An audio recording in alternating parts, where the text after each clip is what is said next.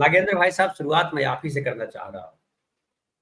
आपने जो नीतीश कुमार की पूरी राजनीति देखी है, लालू प्रसाद यादव की राजनीति देखी है। क्या आपको लग रहा है उत्तर प्रदेश में अगर नीतीश कुमार दखल दे रहे हैं, आ रहे हैं, तो क्या परिवर्तन लाएंगे उत्तर प्रदेश में? बिहार एक ऐसा प्रदेश है जिसने तमाम संघर्षों के बावजूद, तमाम दबावों के बावजूद, तमाम तरह की राजनीति के बावजूद, बीजेपी का को स्पेस मिला उसके बावजूद कम्युनल होने नहीं दिया है अपने आप को। ये बिहार की सबसे बड़ी उपलब्धि है। अगर कोई एक उपलब्धि बिहार की है तो वो पहली उपलब्धि ये है कि बिहार ने उस वंचित समाज को आवाज दी, स्वर दिया जो दबा हुआ था। और दूसरी कोई बड़ी उपलब्धि है तो वो ये है कि उसने अपने आप को कम्युनल नहीं होने दिया। और जाहिर सी बात है इसमें लालू प्रसाद यादव और नीतीश कुमार का बड़ा योगदान है, इसमें कोई दो राय नहीं। इस बार भी जो पूरा घटाटोप छाया हुआ था और तमाम चीजें थी जो कुछ सिनेरियो में बहुत कुछ सामने दिख नहीं रहा था उस तरीके से, तो ये इनिशिएटिव भी इस बार बिहार से ही आया। ये महत्व की बात है। और इंडिया का गठबंधन हुआ, इंडिया का अलायंस बना। आज की तारीख में जो बातें चल रही हैं उसमें इंडिया से उम्मीद भी है। मतलब हम आश्वस्त हैं कि इंडिया सही राह पे जाएगा। रही बात नीतीश कुमार की संभावनाओं की, नीतीश कुमार के यूपी एक्सप्लोर करने की और यूपी की राजनीति की, तो अभी है इफ एंड बट बहुत से। इसमें कोई दो राय नहीं कि नीतीश कुमार और अखिलेश यादव, मैं यूपी बिहार के कंटेक्स्ट में ही बात कर रहा हूँ करूँ अभी तो इनकी सदिच्छाओं को लेकर के हमें कोई संदेह नहीं है। इनके सोच को लेकर कोई समझ को लेकर संदेह नहीं है। लेकिन नीति का इंतजार तो करना पड़ेगा ना, कि किस नीति पे चीजें आगे, किस लाइन पे चीजें आगे मैच्योर होती हैं, वो बड़ा सवाल है। ये चर्चा है कि नीतीश जी यूपी से चुनाव लड़ेंगे। हालांकि अभी बहुत अर्ली है कहना, लेकिन चर्चा है और संभव भी है, काफी संभावना भी बनती है। और अगर ऐसा होता है तो काफी उलटफेर भी होगा। भाई एक कुर्मी जो राजनीति है उसमें ही एक परिवर्तन आ जाएगा। कई बड़े चेहरे होने के बावजूद नीतीश जैसा चेहरा जब इस इलाके में उतरेगा तो जाहिर सी बात है उस पूरे समाज को वो सबसे बड़ा एक चेहरा दिखाई देगा। तो वो राजनीति बदलेगी। एक एक संभावना बनती है कि वो फूलपुर से चुनाव लड़े। तो फूलपुर एक ऐसी जगह है जिसकी अपनी एक ट्रेडिशन है, जवाहरलाल नेहरू से लेके आज तक एक बहुत बड़ी ट्रेडिशन है। और वो पूरा वहां से लेकर पूर्वांचल का इलाका पूरा गाइड भी होता है। अब उसमें चाहे बीजेपी के डिप्टी सीएम, नाम भूल मैं एकदम उतर गया दिमाग से, वहां से लेकर के और मिर्जापुर तक, फूलपुर से लेकर मिर्जापुर तक और पूर्वांचल का बड़ा इलाका प्रभावित होता है इससे। वो असर तो पड़ेगा। लेकिन मेरी अपनी कुछ शंकाएं हैं, मेरी कुछ शंकाएं हैं। अभी जो 3 राज्यों के, जो 5 राज्यों के जो चुनाव चल रहे हैं उसमें खास तौर से एमपी के चुनाव को लेकर के जिस तरह की चीज माहौल चल रहा है उसको लेकर मुझे कुछ लगता है कि अभी से एक ये पूर्व पीठिका तो है ही। हमें हमें अच्छी तरह पता है कि यूपी इन स्टेट्स के चुनाव से में हार जीत जो भी हो, 24 के चुनाव की रणनीति एकदम अलग ही होनी चाहिए और अलग ही होगी भी।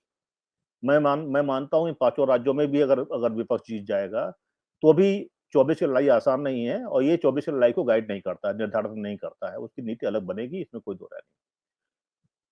मैं ये बात इसलिए कह रहा हूँ कि अभी मध्य प्रदेश की लड़ाई सबसे क्रूशियल है।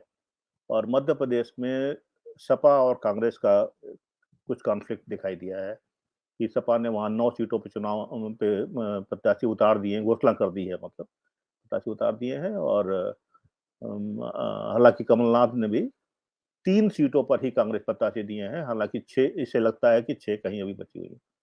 वो अंडरस्टैंडिंग बहुत जरूरी है कि वहां कैसी अंडरस्टैंडिंग बनती है। अखिलेश यादव यहाँ बहुत साफ संकेत दे रहे हैं ये कहते हुए कि हम यूपी में सीटें बटेंगे, हम यूपी में सीटें बांटेंगे, लेंगे नहीं। बांटेंगे और लेंगे में नहीं का स्वर थोड़ा सा बहुत क्लियर है, बहुत साफ, संदेश साफ है। और जाहिर सी बात है अखिलेश यादव अपना अपर हैंड रखना चाहेंगे और उन्हें अपर हैंड लेना भी चाहिए। जो हालात है राजनीतिक स्थितियां, उससे लेना भी चाहिए। तो अभी कई किंतु परंतु हैं इसमें। कांग्रेस यूपी यूपी की राजनीति में 24 के लिहाज से कांग्रेस जयंत चौधरी, रालोद और सपा का अलायंस बहुत मैटर करेगा और एज ऑन डेट ये इंटैक्ट है और संभावनाओं को यहाँ से ठीक ठाक संभावनाएं दिखाई पड़ती हैं। एक बड़ी संभावना इस बात की दिखती है और मैं आपने देखा होगा कि मैं शुरू से ही बात कर रहा हूँ कि मैं मायावती के प्रति बहुत आश्वस्त न होने के बावजूद इस बार मायावती की राजनीति को लेकर मुझे थोड़ा आश्वस्त हूँ। तो मुझे लगता है कि वो अंततः इंडिया के साथ आएंगी। हालांकि इसमें इन राज्यों के चुनाव का उनका बड़ा बड़ा असर होगा, बड़ा रोल होगा। तो मुझे लगता है दिसंबर के बाद या दिसंबर में वो फैसला लेंगी और वो इंडिया के साथ दिखाई पड़ेंगी, क्योंकि अंदर अंदर जो बातें चल रही हैं वो दिखती हैं और उन्हें कहीं ना कहीं इस बात का एहसास है कि इस चुनाव की 24 की हार जीत का मतलब क्या है। 24 में चुनाव में भाजपा के उनके रहने और भाजपा के जाने का मतलब क्या है, ये उन्हें भी समझ में आ चुका है। तो कुल मिला के अभी ये स्थिति है। नीतीश जी वाली बात मैंने जो कही मैं वही कहूंगा कि नीतीश जी जिस तरह से अंडरस्टैंडिंग बना के धीरे धीरे चल रहे हैं, तमाम कंट्रडिक्शन सामने आने के बावजूद वो कोई रिएक्शन नहीं दे रहे हैं। वो लगातार नेताओं मतलब विपक्षी नेताओं के संपर्क में है और वो एक ऐसी धुरी है जो जिनकी पहुंच, जिनकी रीच सब तक है और जिन तक सबकी रीच है। वो अब मुझे लगता है इस पूरे सिनेरियो में अकेले ऐसे नेता हैं नीतीश कुमार, दैट्स अपार्ट की ममता बनर्जी भी हैं, शरद पवार भी हैं, बहुत लोग हैं। कि नीतीश कुमार अकेले व्यक्ति हैं, अकेले नेता हैं जिन तक सबकी पहुंच है और जिनकी सब तक पहुंच है, सहज पहुंच है। तो इसलिए नीतीश मैटर करेंगे। जाति सर्वेक्षण कराते हैं, फिर वो सवर्णों को भी साथ लेते हैं। वो मुसलमानों में भी पसमानदा की बात करवा रहे हैं। पसमानदा जो है, पहली बार हरि अनवर जी को राज्यसभा भेजा और पसमानदा पे लगातार चर्चा हो रही। क्या आपको लगता है कि बिहार में हर वर्ग में उनकी स्वीकृति है? क्या सवर्ण भी उनको वोट देंगे? सवर्ण उनको मानेंगे अपना नेता, या सवर्णों की जब बात करेंगे तो वो ज्यादा वोट प्रतिशत जो है वो जाएगी बीजेपी की तरफ? ये तो मानना पड़ेगा ना कि नीतीश कुमार, अब नीतीश कुमार 25 साल पहले वाले नीतीश कुमार तो रहे नहीं, 20 साल पहले वाले नहीं रहे। नीतीश कुमार एक निर्विवाद रूप से सर्वमान्य न भी कहे तो एक निर्विवाद रूप से बड़े फलक पे अपनी एक पहचान दर्ज करा चुके हैं और उनकी स्वीकृति है। जो मैंने शुरू में भी कहा ना कि नीतीश कुमार के को इस जितनी जल्दी हो, संजीव ने भी कहा कि जितनी जल्दी हो कन्वीनर बना देना चाहिए, तो जितनी जल्दी हो उनको आगे करके चीजें करनी चाहिए। नीतीश एक ऐसा चेहरा है, अगर वो यूपी में भी आते हैं, देखिए यूपी में भी आते हैं तो बहुत बड़ा उलटफेर करने की क्षमता रखते हैं। इससे तो इसलिए नहीं को नीतीश कुमार, सिर्फ इसलिए भी रखते हैं, नीतीश कुमार एक बहुत बड़ा चेहरा बन चुके हैं और उस समाज के जो भी नेता हैं उसके पार जाकर के एक ऐसा चेहरा दिखाई पड़ेगा उस पूरे समाज को, जो राष्ट्रीय फलक पर इतना बड़ा नाम है, जिसकी स्वीकार्यता सब जगह है, जिसकी एक्सेस सब जगह है, जिस तक सबकी एक्सेस है। तो ये बड़ा है।